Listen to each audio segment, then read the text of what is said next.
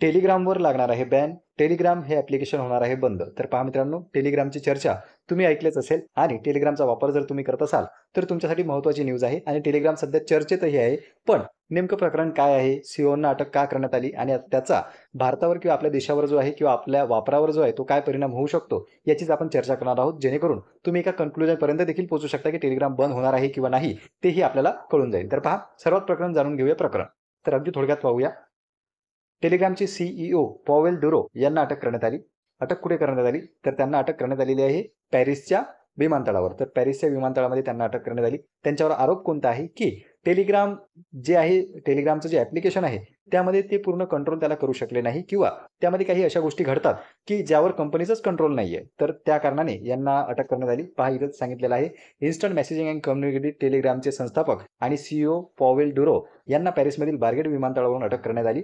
डुरो हे खाजगी जेटमधून पोहोचले होते. डुरो यांच्या विरोधात यापूर्वीच अटक वॉरंट काढण्यात आला होता.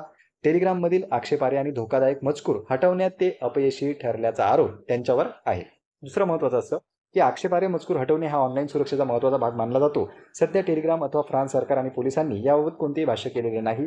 मात्र डुरो यांच्या अटकेविरोधात रशियन मंत्रालयाने प्रश्नचिन्ह उपस्थित केले होते. तर आता हे झालं रशियन मंत्रालयाचं, पण भारतावर याचा काय परिणाम होणार आहे तो देखील आपण पाहणार आहोत. खाली पहा, टेलिग्रामची थोडी माहिती दिलेली आहे की पाश्चिमात्य देशातील एनजीओ डुरो यांच्या सुटकेची मागणी करतील काय, असा सवाल रशियाने केला.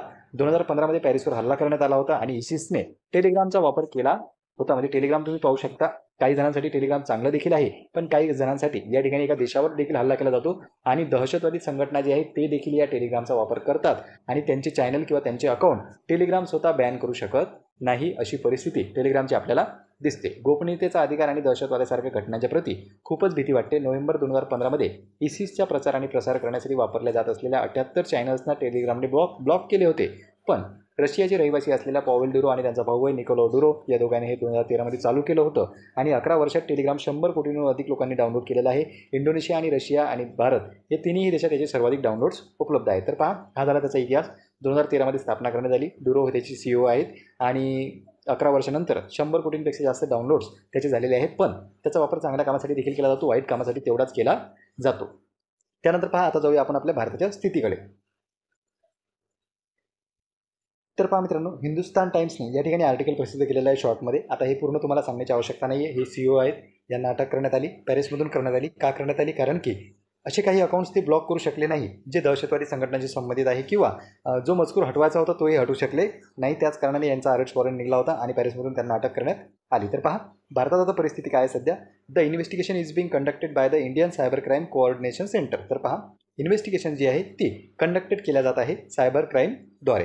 दुसरा महत्त्वाचा पॉईंट असा आहे बंद होण्यासंदर्भात की will Telegram be ban in India. Telegram ban होणार आहे का? तर the report claim that the final decision would be based on the investigation outcome. म्हणजे सर्व जो डिसिजन आहे, अंतिम जो निर्णय आहे तो आउटकमवर डिपेंड राहणार आहे. त्या जे इन्व्हेस्टिगेशन आहे त्याची रिपोर्ट काय सांगते त्याच्यावरच हे डिपेंड राहील. सध्या याबाबत कुठलेही जी आहे ती भाष्य करण्यात आलेलं नाही. इन्व्हेस्टिगेशन झाल्याच्यानंतर रिपोर्ट जो सादर करण्यात येईल त्यावरच अंतिम निर्णय अवलंबून राहणार आहे. म्हणून सध्या बॅनबाबत कुठलीही या ठिकाणी अपडेट आलेली नाही. पण जर रिपोर्ट निगेटिव्ह आली तर नक्कीच टेलिग्राम बॅन केल्या जाऊ शकते आणि रिपोर्टमध्ये जर काही आढळलं नाही तर टेलिग्राम कंटिन्यू सुद्धा करू शकेल. पण या ठिकाणी सर्वस्वी डिपेंड आहे ती म्हणजे रिपोर्टवर, आणि रिपोर्ट कधी येणार आहे तर ते आपल्याला 1-2 दिवसात कळूनच जाईल. या ठिकाणी जे आहे इन्व्हेस्टिगेशन सुरू आहे कोणामार्फत?